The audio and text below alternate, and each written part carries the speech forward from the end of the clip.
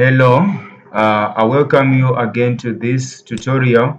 So on our last tutorial, I was talking about variables, but on this tutorial, we are going to be talking about data types in Java.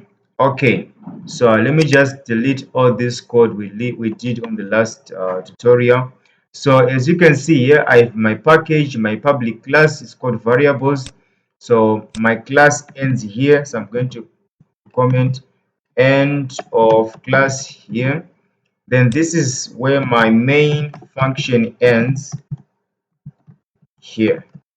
Okay, so you must make sure that you know where your main is starting and you know where your main is finishing. If you delete one of these columns, one of these cases, you experience some errors. Okay, so there are many data types in Java.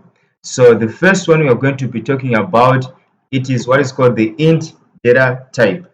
Now we know what are called whole numbers, right? Numbers like 12, 79, 90, all these numbers, they are called whole numbers. So now when you want to store a whole number, you put it inside an int data type. So how do you define integers in Java? You just write the word int. As you can see, it turns blue, showing that this is a valid reserved keyword in Java. So now let's say I want to store for example in age. I can say int age is equals to 15. So this is how you store whole numbers or integer data types in Java. We also have what are called strings. Now, any data that is in the form of text is classified as a string. For example, names of objects, names of things, of people, of places, they are called strings. For example, statements, anything that is in pure English, anything English is called a text. So how do you define a textual data type? You put the word string, right? Let's say I want to store an English statement.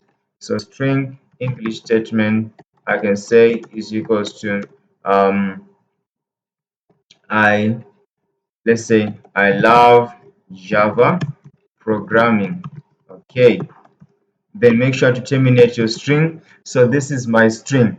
Take note that whenever you have a string data type, you must enclose it inside double quotes. If you leave out the double quotes, you are going to experience some errors. For example, let me just delete this code. You see, I now have a red line because I deleted the double quotes. So never delete, never remove the double quotes when you are working with the strings. Okay.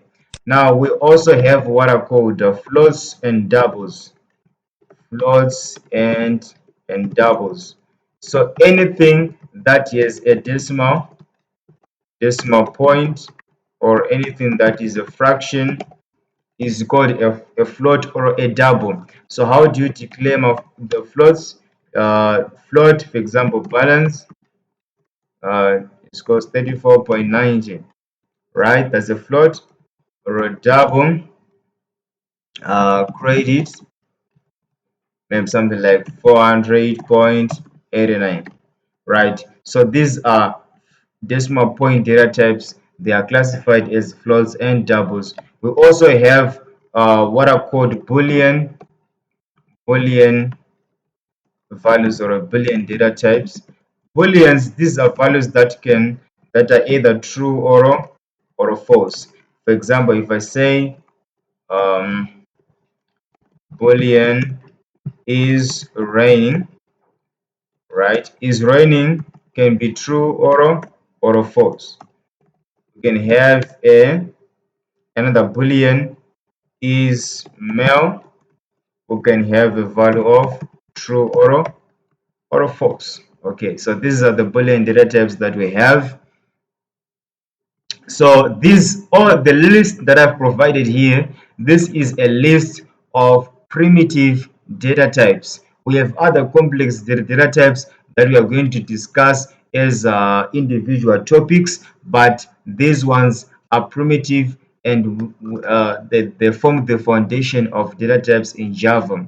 So make sure that whenever you're working with the variables, you must declare or the data type that the variable belongs to. If you try to use a variable without specifying its the data type, then you are going to experience some errors. So thank you so much. Let's meet in the next video where we are going to be talking about the math library in Java.